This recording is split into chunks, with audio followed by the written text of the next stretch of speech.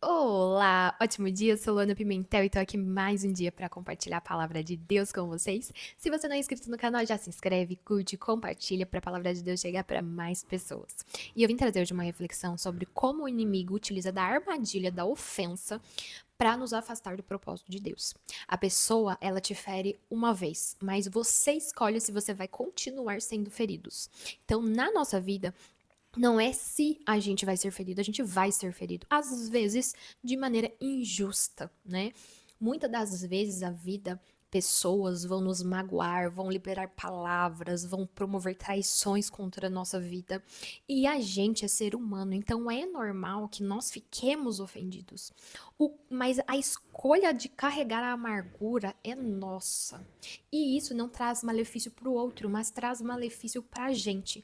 Quando uma pessoa nos fere, naturalmente ficamos ressentidos, mas o que acontece com a maioria das pessoas? Ela começa a alimentar pensamentos de ódio sobre aquela pessoa.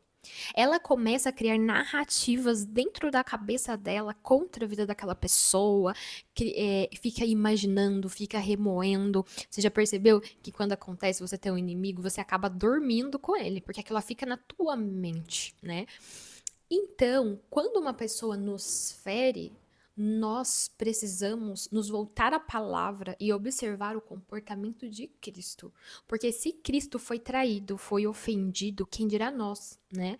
E como seguidores de Jesus, nós precisamos nos inspirar no comportamento dele, porque nós vivemos aqui para ele, para servir a ele, e a única missão nossa é chegar ao final da nossa vida e entregar para ele a missão cumprida, o propósito cumprido e ter tido uma vida de relacionamento com ele. Então, é, quando Jesus estava a caminho da cruz, ele foi traído por Judas. Ele sabia de tudo que Judas havia feito contra ele. Ele sabia que ele seria o traidor. E mesmo assim, ele lavou o pé de Judas, né? Então, ele não permitiu que a mágoa, que a traição de Judas entrasse no coração dele a ponto de paralisar o propósito. Ele sabia que ele veio aqui nesta terra para cumprir o propósito, né? E na caminhada ele se deparou com o traidor.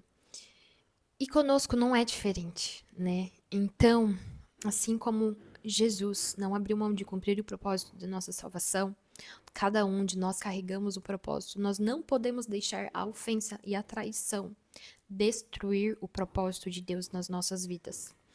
Há pessoas que foram traídas e carregam por anos mágoas. Ela dorme e acorda com a pessoa na cabeça, ruminando narrativas de ódio que fazem mal para o corpo físico, fazem mal para as emoções, fazem mal para o espírito. E ela vive uma vida de amargura e nada na vida dela vai para frente. Quando carregamos ódio, ressentimento, nossa vida fica paralisada. O inimigo nos manipula as emoções. Então, quando somos ofendidos, temos que aprender a ter um coração que perdoa o mais rápido possível. Entender e amadurecer que isso faz parte da caminhada. Não é com você, tudo só acontece comigo. Não, é como eu vou lidar com isso que aconteceu. Então, nós precisamos, primeiramente, buscar a Deus. Buscar a Deus para conseguir lidar com essas emoções. Muitas mulheres que às vezes são traídas pelo marido, têm casamentos destruídos, elas carregam uma vida inteira, às vezes, ódio em relação ao ex-cônjuge, e aquele sentimento acompanha ela, e ela fica sem paz, muitas das vezes. Acontece com traição, às vezes, de sócios, amigos, e nós caminhamos vivendo uma vida pesada, uma vida amargurada, e não tem nada pior do que você dar sua paz para uma pessoa que te traiu, que te apedrejou.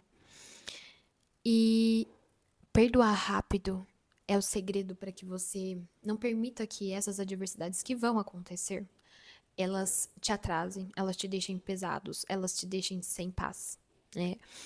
Quando nós liberamos perdão sobre a vida do outro, não é que estamos aprovando o comportamento do outro, mas sim que nos amamos muito e não vamos admitir carregar um peso que Jesus não pediu pra gente carregar. Então, às vezes, nossa sacola, nossa mochila tá cheia de falta de perdão. Ah, mas. Fulano fez isso, mas eu já esqueci. Muitas vezes a gente mente pra gente mesmo que perdoamos e não perdoamos. Então, um teste para você ver se você perdoou, você consegue orar e abençoar essa pessoa todos os dias. Você deseja para ela sucesso, paz, prosperidade, amor, felicidade. Então, muitas das vezes nós mentimos pra gente mesmo, não liberamos perdão sobre a vida do outro e carregamos uma vida de miséria que o inimigo fica manipulando como se a gente fosse um fantoche. Ele sempre utiliza essa dor, ele lança os dardos inflamados. E todas as vezes que você não cura uma ferida, quando tem uma situação que você teme que aconteça de novo, você já reage de forma reativa sobre aquilo. Então, isso vai refletindo em outros relacionamentos, em outras situações, sem que você perceba. O seu subconsciente, por não liberar perdão, ele começa a te levar a comportamentos de defesa sobre certas situações. E uma vida de amargura faz mal para a saúde, né? Quantas doenças são somatizadas porque a gente não trabalhou a nossa mente. Então, assim, são inúmeros prejuízos para quem é ofendido e não libera o perdão, mesmo que você tenha razão.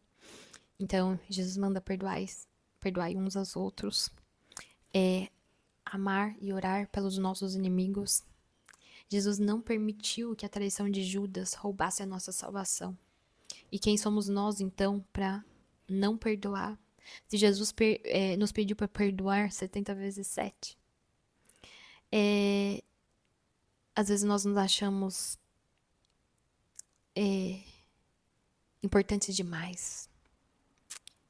Jesus suportou e nós não queremos suportar.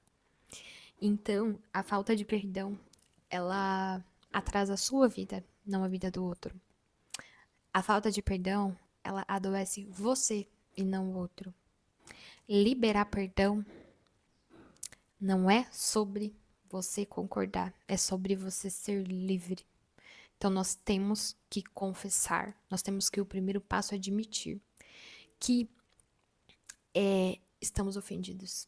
Para que esse sentimento, para que você consiga realmente se libertar disso. Enquanto você veste uma carapuça de que tá tudo bem e você sabe que não tá tudo bem, você vai só se amargurando por dentro. Você vai só ficando cada dia mais longe do propósito de Deus. E eu anotei aqui 4 passos pra gente realmente liberar o perdão. O primeiro deles é a gente dar nome à ofensa. Quem foi a pessoa? O que ela fez? E outra coisa, separar. Passo 2, separar o perdão do sentimento. Você primeiro vai liberar perdão através da palavra e você ainda não vai sentir amor, você ainda não vai sentir leveza, mas você vai dar esse primeiro passo. Terceiro passo, todas as vezes que a tua mente começar a construir narrativas negativas sobre aquela pessoa, começar a relembrar, você vai repreender esses pensamentos no nome de Jesus. E o quarto passo, você vai orar pela pessoa, abençoando, desejando felicidade, prosperidade para ela, bênçãos. Quando você começa a orar pelos seus inimigos, é incrível. Você não consegue mais odiar. Você no começo vai começar a orar e vai sentir, ai, o que eu tô fazendo? E depois você vai começar vai ver que você não consegue odiar quem você começa a orar. Por isso que Deus pediu pra gente orar pelos nossos inimigos. Isso é um caminho de libertação. Todas as pessoas que me ofendem, todas as pessoas que me traem, eu oro por elas. Eu oro por elas e eu abençoo a vida delas. E eu faço a oração até eu sentir que realmente aquele ressentimento foi embora. Enquanto não for, não paro de orar.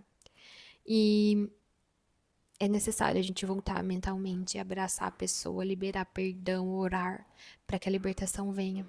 Então, dê nome à ofensa. Separe o sentimento, o perdão do sentimento, porque você não vai sentir de cara a paz. Não alimente as narrativas, repreenda todos os pensamentos em relação à situação ou à pessoa e ore pela pessoa todos os dias. Dessa forma, você vai começar a sentir de volta a tua paz. Você vai de volta fluir no espírito, porque a falta de perdão obstrui o canal de fluir do Espírito Santo. Então não perca mais tempo. Não, você merece ter paz, você merece ser feliz, você merece uma vida mais leve. Então comece já hoje, liberando perdão para qualquer pessoa que tenha te traído ou te magoado nessa caminhada. Deus abençoe vocês e até a próxima.